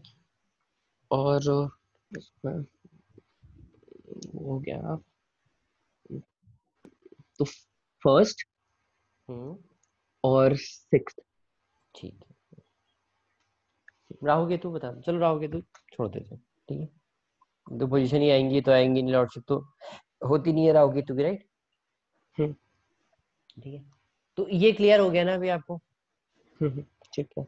अब इसको थोड़ा सा आप लोग प्रैक्टिस कर लेना कि ये करना कैसे है। अब एक नई चीज देख लेते हैं, जो चीज अब हम वो देख रहे हैं जो हम यूज करेंगे, कंजंक्शन। नहीं सॉरी, पहले एस्पेक्ट देख लेते हैं। एस्पेक्ट क्या होता है? दृष्टि। ठीक है, होता क्या है, इन्फ्लुएंस होता है। कोई भी प्लेनेट कहीं पे बैठा होता है ना, वो कहीं और जगहों पे भी इन्फ्लुएंस करता है, यानी कहीं देखता है तो उस एरिया को भी इन्फ्लुएंस करता है, उसको हम एस्पेक्ट कहते हैं। ठीक है, इन जनरल सारे प्लैनेट्स अपनी 180 डिग्री पे एस्पेक्ट करते हैं। 180 डिग्री पे सारे प्लैनेट्स एस्पेक्ट करते हैं एक्सेप्ट राहु केतु। ठीक है, तो प्लैनेट लिख लेते हैं यहाँ पे और एस्पेक्ट लिख लेते हैं। किसी हाउस को एस्पेक्ट करेगा। ठीक है, प्लैनेट क्या हो गया? Sun, moon, Mars, Jupiter, Saturn, Mercury, Venus, Rahu. ठीक है, यूरेनस, नेपच्यून, प्लूटो हम कंसिडर नहीं करते हैं इंडियन एस्ट्रोलॉजी के अंदर। ठीक है, अभी बताओ, सन जो है वो 180 डिग्री को एस्पेक्ट करेगा, मतलब सन अपने से 7th हाउस को एस्पेक्ट करेगा। मान लो सन यहाँ पे बैठा है तो 180 डिग्री क्या है, ये है ना। तो सन हमेशा 7th हाउस को मतलब 180 डिग्री पे एस्पेक्ट करता है हर planet. Moon 7th, Mars 7th, Jupiter तो 180 डिग्री तो सभी हो गए राहु केतु को छोड़ के। ठीक है, तो अब क्या होता है ना, सन 7th को कर लिया, मून ने इसको कर लिया, मार्स ने आप देखो मरकरी, ठीक है, और वीनस, इनकी सिर्फ एक एस्पेक्ट होता है, ये सिर्फ एक ही हाउस का एस्पेक्ट करते हैं, वो होता है 7th। इनसे जो भी 7th हाउस आएगा वो, अगर मान लो सन यहाँ से आ गया तो वंश जी आप बताना, अगर यहाँ पे आ गया सन तो कौन सा हाउस को एस्पेक्ट करेगा? तो ये 12th में है ना, तो हो गया first, second, third, fourth, fifth, sixth. ये वाला first, second, third, fourth, fifth house को। 5th हाउस नहीं, को। और आप बताइए कौशिक जी। सर 6 हाउस को। सिक्स को यहाँ ही से 7th करेगा। क्या आएगा? 1 2 3 3 4 4 5 6। 6। ठीक है, तो ये इसको एस्पेक्ट करेगा यहाँ से, राइट। तो इस तरीके से, ठीक है। अब मार्स अपने से 7th को तो एस्पेक्ट करता ही करता है, 7th को एस्पेक्ट करता ही करता है, और उसके बाद 4th और 8th हाउस को भी एस्पेक्ट करता है। जुपिटर 7 5 और 9 को एस्पेक्ट करता है। ये सर सर सर हाँ हाँ सर सॉरी सर, बोले सर सन सर 5th हाउस को क्यों होगा सर? सन तो 6 हाउस को होगा, एस्पेक्ट होगा।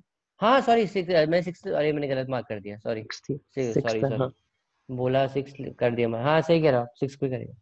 ठीक है, मैंने गलत मार्क कर दिया। मरकरी हो गया, वीनस हो गया, ये हो गया। राहु केतु अपने से 5th और 9th को एस्पेक्ट करते हैं बस। राहु और जुपिटर सेम है, जुपिटर से मतलब राहु में 7th एस्पेक्ट नहीं आता, और ये 5 और 9 को एस्पेक्ट करता है। ठीक है, अब देखो सपोज करो मरकरी यहाँ पे है, सपोज करो जुपिटर यहाँ पे, तो जुपिटर कहाँ कहाँ एस्पेक्ट करेगा ये बताओ आप।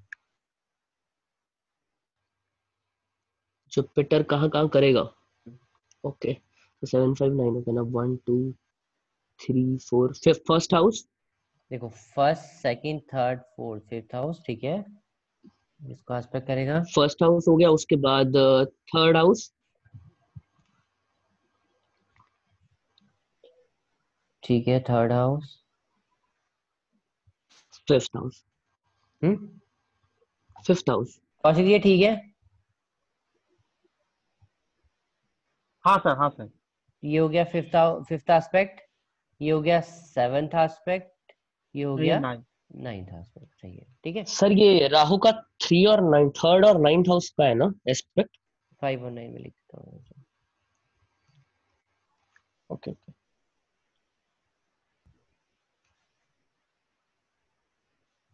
फिफ्थ और नाइन्थ हाउस का एस्पेक्ट करेंगे, ठीक है। ये है एस्पेक्ट, इसका हम यूज करेंगे आगे चल के,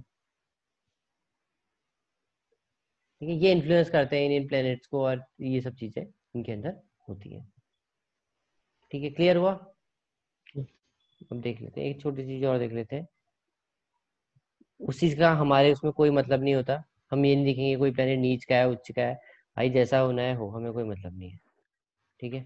लेकिन यही है, ये चीज है, ट्रेंड चल रहा है आजकल की एक्सॉल्टेड डेबिलिटेड, ये इसमें ना वैदिक में होता है, ये हमारे उसमें उतना आता नहीं है। हम एक्यूरेट प्रिडिक्ट करेंगे कि ये होगा बस, हम इतना ज्यादा देखेंगे नहीं ये एक्सॉल्टेड है डेबिलिटेड है क्या है क्या नहीं है, हमें उससे कोई मतलब नहीं है। प्लेनेट आ गया एक्सॉल्टेड मतलब बोलते हैं कि उच्च हो गया प्लेनेट, उस चीज का पापड़ा खेल रहे हैं अभी हम, ठीक है। ये आ गया debilitated. Sun, moon, Mars, Jupiter, Saturn, Mercury. Sir दिखाई नहीं दे रहा कुछ। हम्म। हाँ कुछ नहीं दिख रहा क्या? स्क्रीन ब्लैक है? हाँ, अभी दिखाई दिए। नहीं नहीं, अब अभी ठीक है ठीक। सर। सही है, ओके, ठीक है। तो अब सन एक्सॉल्टेड होता है एरीज में, और डेबिलिटेटेड होता है यानी कि नीच का हो जाता है 7 में। सन का उल्टा कौन है? सैटर्न। सैटर्न एक्सॉल्टेड होता है 7th में, डेबिलिटेटेड होता है 1 में। उसके बाद मार्स, मार्स एक्सॉल्टेड होता है 10th में। 10th कहने का मतलब है हाउस नहीं है ये है राशि, ठीक है। मान ली यानी कि सन एरीज में एक्सॉल्टेड होता है और लिब्रा में डेबिलिटेटेड होता है, नीच की कंडीशन में आ जाता है, ऐसा माना जाता है, ठीक है। और ये 4th में कम होता है, ठीक है। जुपिटर 4 में उच्च का हो जाता है, 10th में नीच का हो जाता है। बचा कौन सा? मरकरी और वीनस। मरकरी 6 में उच्च का होता है, 12th में नीच का होता है, ये में एक्सॉल्टेड होता है, 6 में नीच का हो जाता है। मून अपना भाई अकेला है, ये 2 और 8 आ जाएगा, इसको याद करना पड़ेगा, इसको कोई रेलिवेंस नहीं, आगे हम कहीं यूज नहीं करने वाले इसको। जो हम यूज करने वाले हैं वही मैंने आपको बता दिया। दशाएं आपको आनी चाहिए, कार का आपको याद होना चाहिए प्लेनेट का कौन सा है, कौन सी इसकी पोजीशन है, कहाँ पे वो बैठा है, त्रिकोण, ये सब चीजों का आपको नॉलेज होनी चाहिए, ठीक है। बाकी नॉलेज आपको पता पता सब कुछ होना चाहिए, मैं ये बोल रहा हूँ, पता सब कुछ होना चाहिए, क्या चल रहा है क्या नहीं चल रहा है, क्या कौन अच्छा बोल रहा है क्या कौन बुरा बोल रहा है। सच झूठ का तो बाद में देखेंगे कि वो कितना सही बैठता है कितना नहीं बैठता, लेकिन पता सब कुछ होना चाहिए। अब एक टर्म और आता है गंडमूल नक्षत्र। बोलते हैं कि इसमें अगर किसी का जन्म हुआ होता है तो जिंदगी ऐसी हो जाएगी, वो अपनी माँ के लिए भारी, वो अपने पिता के लिए भारी, वो अपने कजन के लिए भारी, वो अच्छा नहीं रहेगा। तो ये एक भी बता देता हूँ, पर इसका भी कोई ऐसा रिलेवेंस नहीं है।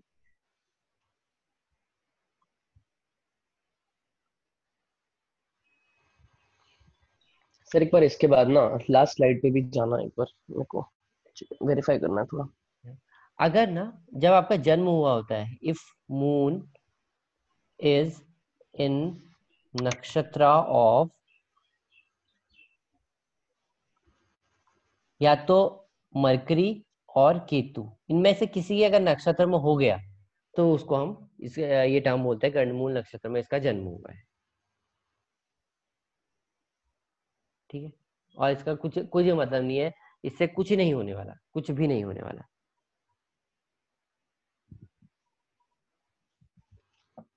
ठीक है। तो अब आते हैं, हाँ कौन सी साइड गए थे ये?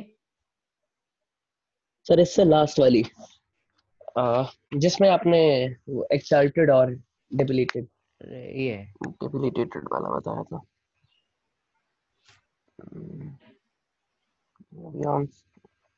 हाँ ये वाली थी।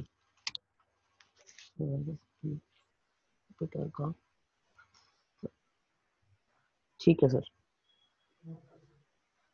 हाँ, तो अभी पूछ लीजिए, कोई क्वेश्चन है तो आपको का।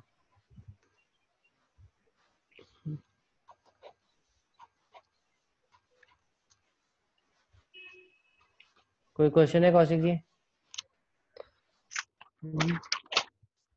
नहीं सर, ऐसा तो कुछ क्वेश्चन है नहीं।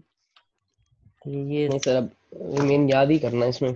हाँ, अब एक चीज और बता देता हूँ आपको, एक छोटी सी, कि एक होता है अपना, जैसे, चलो वो हम देखेंगे आगे यार, वो अयनांश होता है, क्योंकि वो मैं थोड़ा सा उसमें बताऊंगा मैं एस्ट्रोनॉमिकली आपको कि क्या रहता है और क्या नहीं रहता है। ठीक है। और बाकी जैसे किसी का अगर न्यूमरोलॉजी का कुछ है तो वही पूछ लेना है साथ साथ, बाकी मिक्स तो हम करेंगे ही, ऐसा नहीं है कि मिक्स नहीं करेंगे, आगे चल के उन दोनों को मिक्स तो करेंगे ही।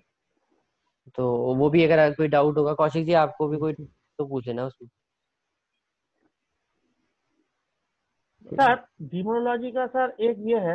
हाँ, चार्ट है क्या कोई? Hello sir. हाँ बताइए। हेलो। हाँ बताइए बताइए हाँ कौशिक हाँ। जी। हाँ हाँ, न्यूमरोलॉजी का सर एक बंदा आया सर, पूछ रहा था कि वो उसका ना थोड़ा लाभ मैरिज के बारे में पूछ रहा था। मैं वही बात, मैरिज के बारे में तो हमारे पास कुछ होता नहीं है, वो हम एस्ट्रोलॉजी से ही देखेंगे, एस्ट्रोलॉजी में पता चल जाएगा कि लव मैरिज होगी अरेंज मैरिज होगी हमारे पास। पहले बता ना, मैरिज के लिए न्यूमरोलॉजी में कुछ नहीं होता है, इसमें सर, अच्छा अच्छा अच्छा। कुछ भी नहीं होता। तो सर आप सर इसमें थोड़ा बता सकते हैं सर? बता देता हूँ अभी। डेट ऑफ बर्थ और टाइम ऑफ बर्थ बताना एक बार रुको। हाँ, डेट ऑफ बर्थ है इनका एक मिनट एक मिनट एक मिनट 21/12। कौशिक जी, एक हाँ मिनट। हाँ हाँ।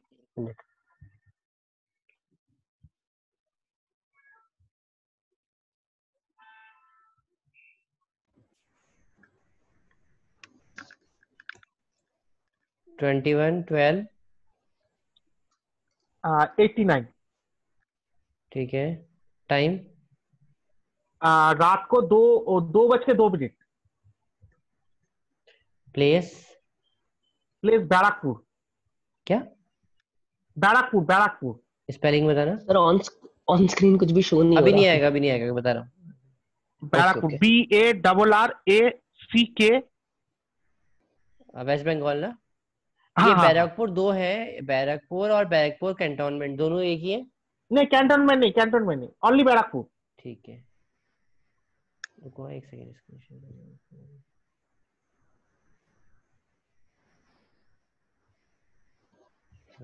देखो ना, इनको राहु चल रहा है। ठीक है। हाँ, हाँ, लव मैरिज तो दिखाई रहा है कौशिक जी, नो डाउट। अच्छा अच्छा। चल रहा है, और लव सर, तो अफेयर है। और अच्छे बता ना, लड़की थोड़ी सी, मतलब ये लड़का है लड़की का चार्ट है? नहीं नहीं, लड़का है सर। लड़का है क्या? Okay okay. हाँ सर। लड़की क्या मतलब सेम कास्ट है या फिर अलग है या फिर बड़ी है, ये कुछ है क्या, ऐसा है क्या? नहीं, लड़की वो लड़की का जो डेट ऑफ बर्थ दिया है वो बड़ी नहीं है, इससे छोटी है। और क्या कास्ट वास्ट सब सेम है? ये कास्ट के बारे में तो पता नहीं सर। लेना, बिकॉज ऐसा लग रहा है कि आउट ऑफ कास्ट हो सकती है। अच्छा अच्छा, तब तो सर प्रॉब्लम होगा इस अल्लाह मैरिज में। प्रॉब्लम तो नहीं होना चाहिए, मैरिज तो हो ही जाएगी। अच्छा। तो इसके नहीं सर, कौन घर है में तो इसके? प्रॉब्लम होगा ना, आउट ऑफ कास्ट अगर है तो। हाँ? आउट ऑफ कास्ट अगर है तो घर में तो प्रॉब्लम हो सकता होगा, मान जाएंगे घर वाले भी, कोई दिक्कत थोड़ी है। है। अच्छा अच्छा। और ये वो बताना कि और ये, सर ये पूछ रहा। हम्म, इसके कोई कोलीग है क्या ये, या फिर पहचान वाली है क्या? मैं समझे नहीं सर, वो ये लड़की। हाँ, पड़ोसी या पहचान वाले, मतलब कोलीग है, ऐसा कुछ है क्या? नहीं, उतना तो सर बता नहीं अच्छा, सर। पूछ लेना, चलो ठीक है, बताओ। अच्छा अच्छा। और एक बात है सर, ये बोल रहा था कि सर ये ना कलकत्ता से बाहर जॉब करना चाहता है, तो सर ये सर किस तरीके से? ओके, कलकत्ता से बाहर जॉब करना चाहता है। राहु में Venus, Mars, Mars Mars Mars.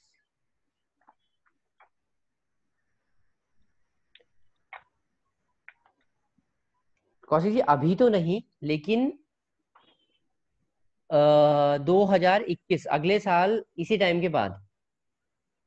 अच्छा बहुत जबरदस्त। ये इवन पॉसिबिलिटी है कि इंडिया से बाहर भी जा सकता है, लेकिन उतनी ज्यादा नहीं।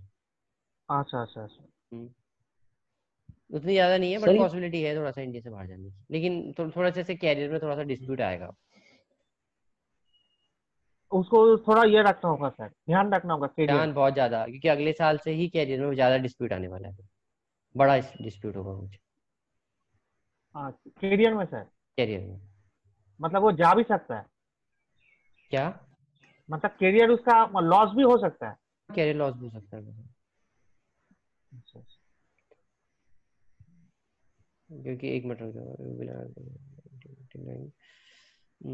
2020 आ रहा है ना, 2020 में स्कूल चलेगा।